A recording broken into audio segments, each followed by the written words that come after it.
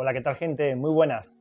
Os voy a preparar una serie de vídeos en las que hablaremos de la refrigeración de nuestro PC. En este vídeo concretamente vamos a hablar del airflow, el flujo de aire que corre por dentro de nuestro PC, que es básicamente lo que utilizamos para mantener a todos los componentes frescos y fuera de alta temperatura. Vamos a hablar de los componentes, las herramientas que tenemos para configurar un correcto airflow, cuáles son las pegas, muchas veces hay cosas que nos impiden configurar correctamente y cómo solucionarlas, los distintos tipos de setup, refrigeración líquida custom, por aire, cada setup y cada configuración tiene un airflow distinto para configurar. Vamos a ver todo esto, ¿vale? En este vídeo cuento con la serie de ventiladores Corsair LLRGB LED en sus variaciones de 120 y 140 mm. Ambos modelos son controlados por PWM, con cojinetes hidráulicos y optimizados para la presión constante. Estos ventiladores disponen de 16 LEDs RGB independientes repartidos en dos halos de luz, uno interior y otro exterior, que crean uno de los mejores efectos visuales que he visto en fans. La versión de 120 mm se vende por unidad o por pack de 3, mientras que la de 140 mm se vende por unidad o por pack de 2. Ambos packs vienen con el controlador Corsair Lighting Node Pro, que nos permite disfrutar de los efectos de iluminación dinámicos con otros dispositivos compatibles con el software Corsair iCUE.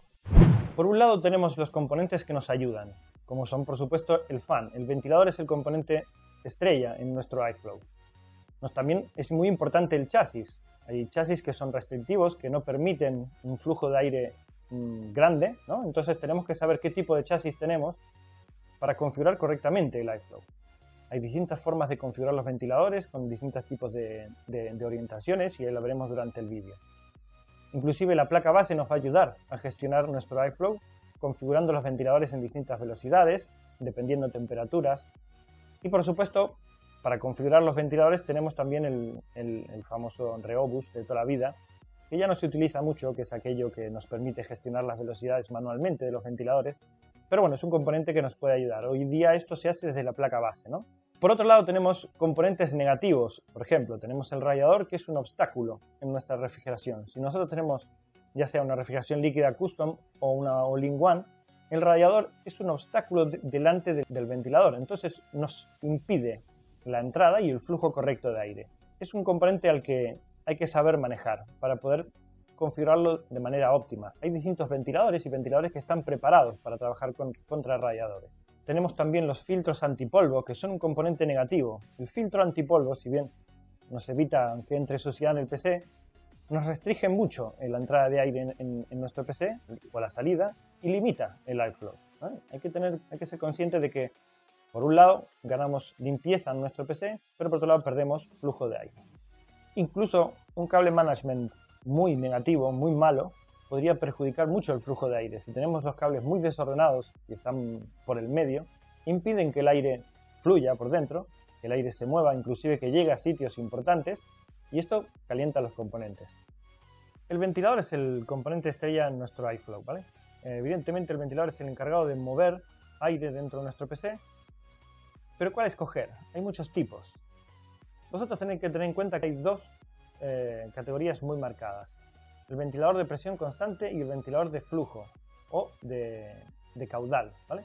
El ventilador de caudal va a mover mucha más cantidad de aire y el ventilador de presión constante está diseñado para poder trabajar con obstrucción delante, con restricción delante. Por ejemplo, si trabajamos con radiadores, el ventilador que nosotros tenemos que coger es el ventilador de presión constante. En cambio, el de flujo no está diseñado para trabajar con obstáculos delante y va a bajar mucho su curva de eficiencia si le ponemos un radiador delante, ¿vale? ¿Cómo distinguimos estos dos modelos uno del otro?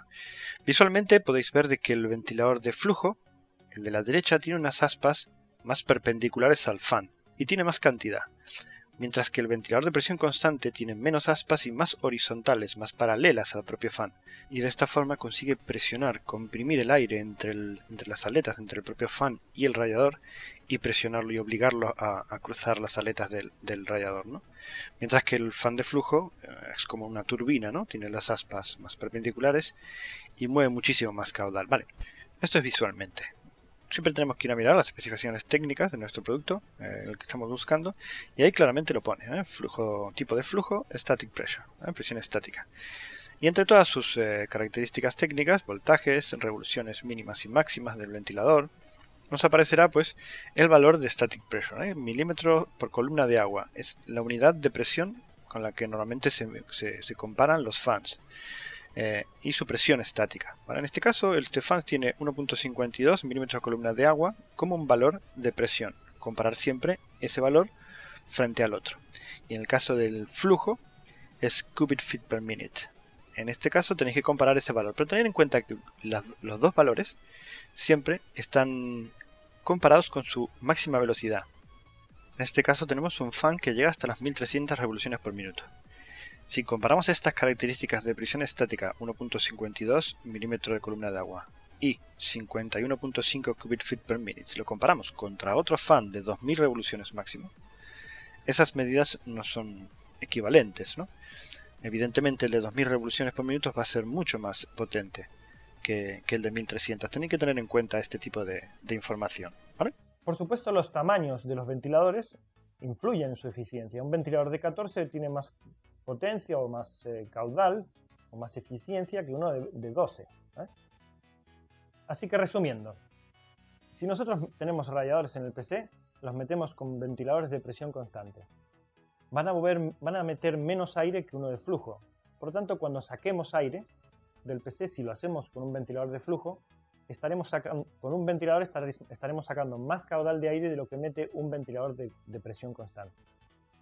De esta manera sabremos configurar nuestro iFlow, porque nosotros metemos en el chasis una cierta cantidad de aire, un volumen de aire, y luego hay que sacarlo.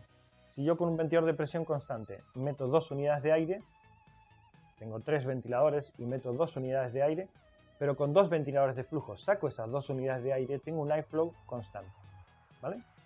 Solo con 2 de sacada y 3 de entrada. Otro componente muy importante es el chasis. Hoy día los chasis se están haciendo de cristal, se están haciendo burradas de chasis. Chasis que son pero terriblemente restrictivos y que nos obligan a trabajar mucho nuestro iFlow, porque ya veis, si tenemos un chasis de cristal, por ahí no pasa aire.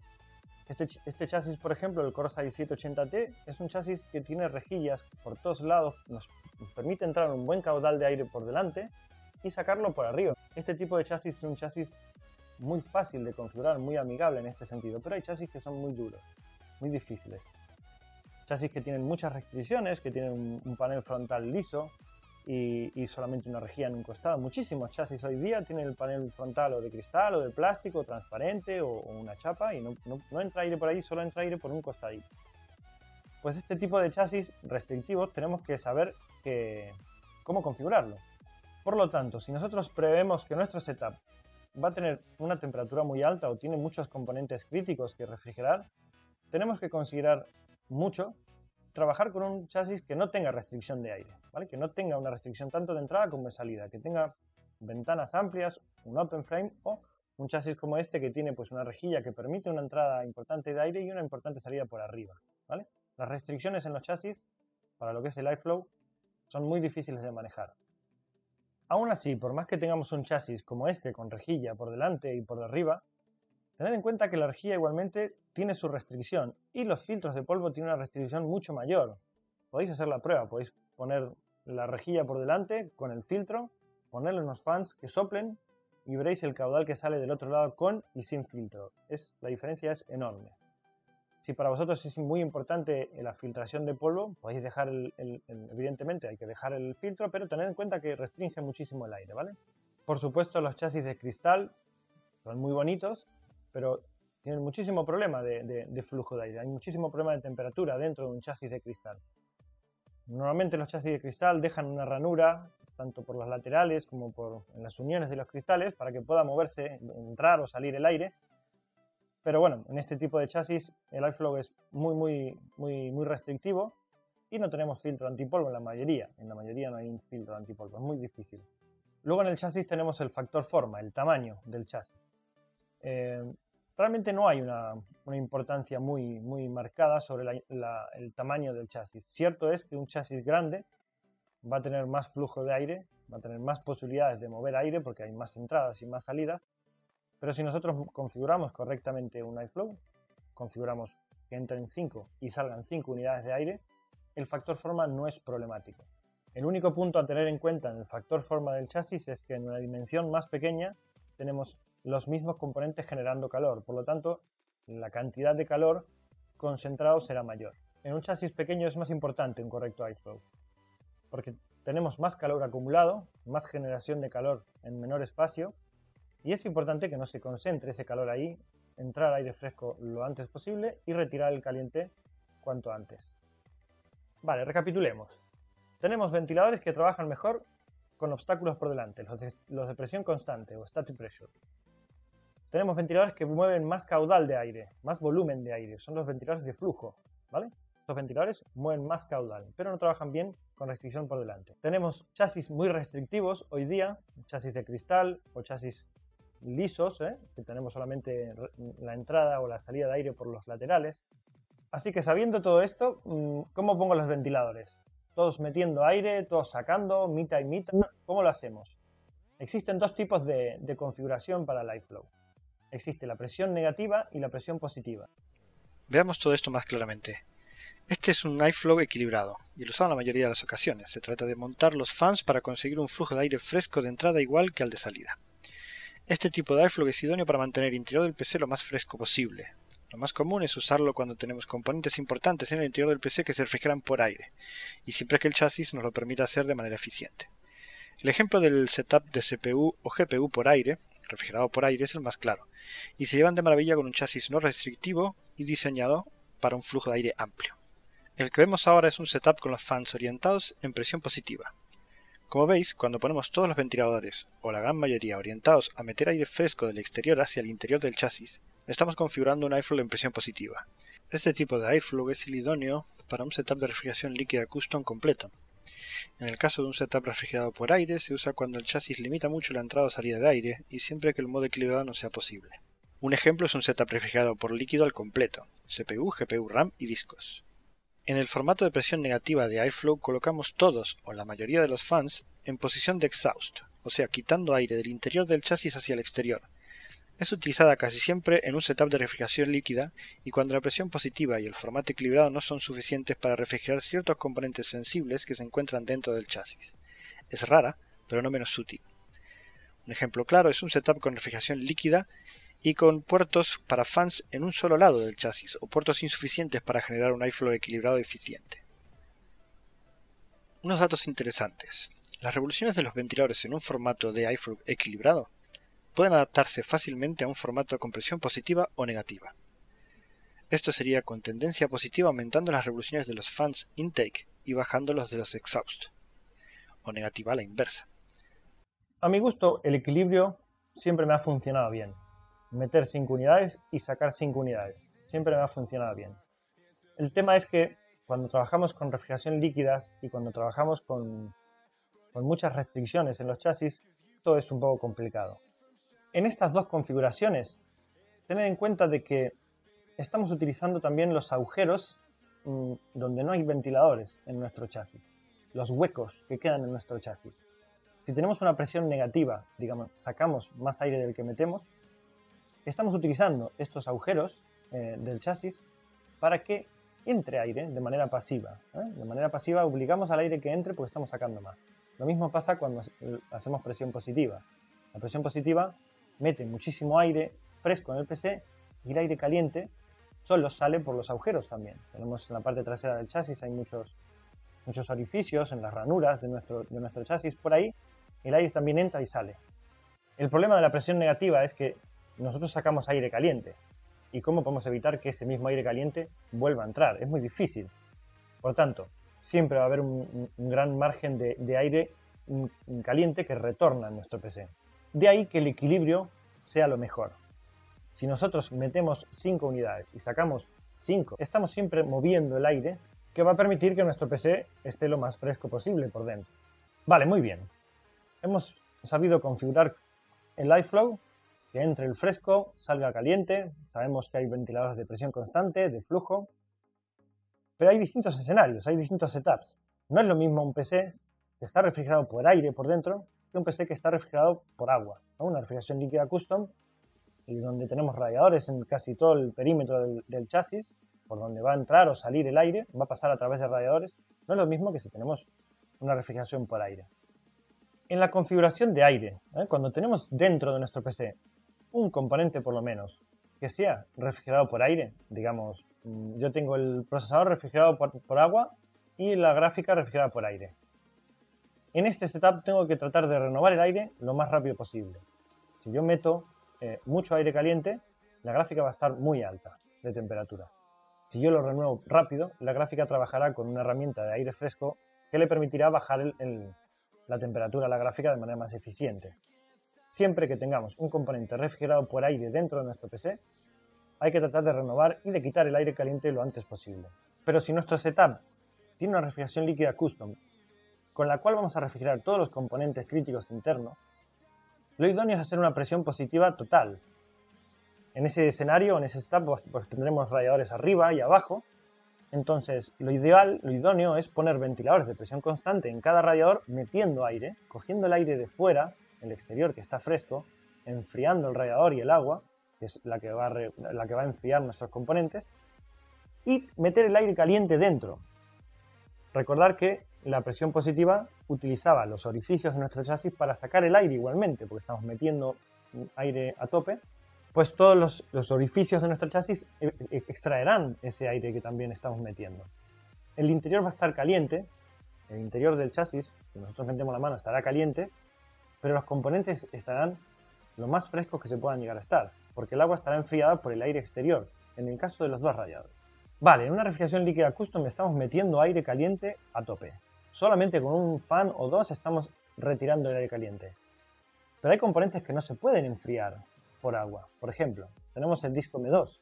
Pues este disco se refrigera por aire. Si nosotros estamos metiendo aire caliente a tope, el disco duro se va a poner muy caliente. Es aquí cuando os digo que cada setup tiene que ser estudiado. Si nosotros tenemos un chasis que no tiene muchos orificios, que es muy hermético, por tanto la presión positiva, si bien está bien, el radiador va a estar fresco, pero no tiene por dónde salir el aire caliente, eso realmente va a ser una caldera. Entonces el disco M2 realmente subirá mucho de temperatura. Si se da este caso, tendremos que configurar uno de los dos radiadores en exhaust, ¿no? en que saque aire. No queda otra, porque si no realmente ese disco va a sufrir mucho, ¿vale? Hoy día, pues, si tenemos discos mecánicos, más aún, los discos mecánicos trabajando ya por encima de los 50 grados, ya trabajan mal, no es aconsejable. Entonces, cada setup es distinto, ¿vale? Si no tengo discos mecánicos, tengo discos sólidos. El disco M2, y tanto como el M2 como el sólido, tiene una tolerancia al calor mayor. Pues ahí sí puedo meter toda presión positiva, enfriar los radiadores a tope, y ese escenario, ese setup va a estar bien, va a estar optimizado al máximo. Pero si tengo mecánicos o tengo algo que necesite el aire para refrigerarse, y hago una presión positiva total, realmente pueden perjudicar mucho su funcionamiento. Hay que mirarlo, ¿vale?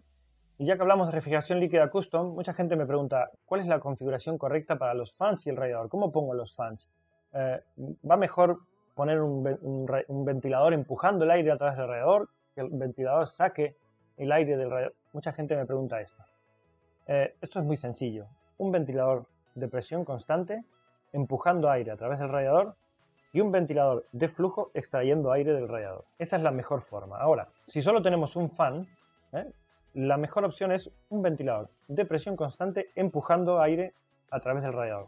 La opción de que extraiga el aire no es eficiente, no es la mejor, ¿vale? A esto se le llama push y pull, ¿vale? Push, empujar, pull, extraer. También os comenté al principio del vídeo que la placa base nos ayudaba mucho en la gestión de nuestro iFlow o los Reobus que habían hace tiempo, que hoy también se siguen utilizando aquellas perillas o aquel dispositivo físico para controlar la velocidad del contenido. Básicamente es lo mismo, ¿no? Utilizamos la placa base como Reobus, como gestión automatizada de la velocidad de los ventiladores, y de esta forma podemos configurar curvas de revoluciones para que solo se activen a cierto pico de temperatura y a partir de ese momento empezar a trabajar. Lo más interesante y lo que más me gusta a mí en las placas bases es que hoy día pues las placas bases traen, las buenas placas bases o las placas bases de entusiastas traen un conector de sensor de temperatura, y para una refrigeración líquida custom, por ejemplo, podemos poner un sensor de temperatura directamente al agua y trabajar con las curvas de ventiladores basándonos en ese sensor de temperatura. Digamos que va a medir la temperatura del agua y dependiendo de la temperatura del agua va a poner a los ventiladores a trabajar a una velocidad o a otra. Esto es súper interesante. Da igual a la temperatura que esté nuestro procesador o nuestras gráficas, lo que va a mover los ventiladores más rápido o más lentos es la temperatura del agua. En este punto, la placa base para este tipo de setup es importantísima. le da una eficiencia y una insonoridad al PC muy interesante. Así que vigilar y mirar las características de vuestra placa base si estáis montando un setup nuevo es un componente muy importante. Así que bueno, resumiendo, si solo tenemos aire en nuestro PC, lo mejor son fans de flujo para poner en nuestro chasis, tanto por delante como por arriba, generar un flujo de aire, por delante metemos, por arriba sacamos, y el ventilador de flujo generará mucho caudal de aire, y eso nos permitirá pues ventilar y mejorar mucho la refrigeración de nuestros componentes por aire.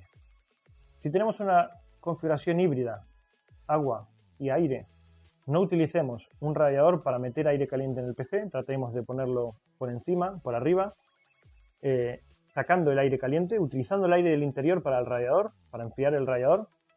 De esta forma pues tendremos un equilibrio en nuestro setup y por ejemplo, nuestros componentes enfriados por aire estarán más frescos o más cerca de la temperatura del componente enfriado por agua. El agua va a estar muy fresca, entonces lo importante es tratar de meter aire fresco y sacar el caliente lo antes posible. Si tenemos refrigeración líquida para enfriar todos nuestros componentes críticos, lo idóneo es hacer una presión positiva, tratando de enfriar el máximo posible el agua para que esa agua pues enfríe nuestros componentes críticos al máximo.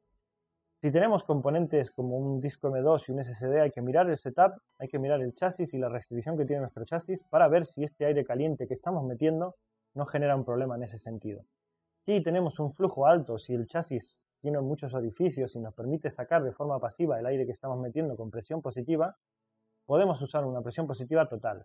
Si por el contrario tenemos un chasis muy hermético, la presión positiva total va a ser un poco recomendable, porque los discos van a levantar mucha temperatura. A no ser que tengamos los discos refrigerados por agua, los discos van a sufrir muchísimo. Entonces hay que generar un flujo. Presión positiva equilibrada con la presión negativa. Entramos la misma cantidad de aire que sacamos. Generamos un flujo. Vamos a perder rendimiento en la refrigeración líquida, pero los discos estarán a recaudo, estarán en una temperatura en rangos óptimos. Recordar que los discos mecánicos tienen una tolerancia al calor menor que los discos sólidos. Un disco mecánico hay que trabajarlo por debajo de los 50 grados y un disco sólido se puede trabajar hasta unos 60-70 grados. El chasis es un componente muy importante. Mirad bien vuestro setup y el chasis que compráis. Hay chasis que hoy día son terriblemente restrictivos, no hay entrada ni salida de aire. Muy bonito será el chasis, pero nuestros componentes estarán muy calientes y aquello luego será una turbina de PC. Vigilar los filtros antipolvo, que si hay muchos filtros antipolvo, genera muchísima restricción también.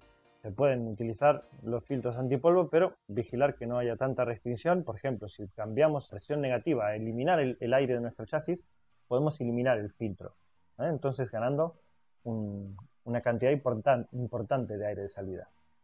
Bueno, eso es todo, gente. Espero que os haya sido de utilidad el vídeo.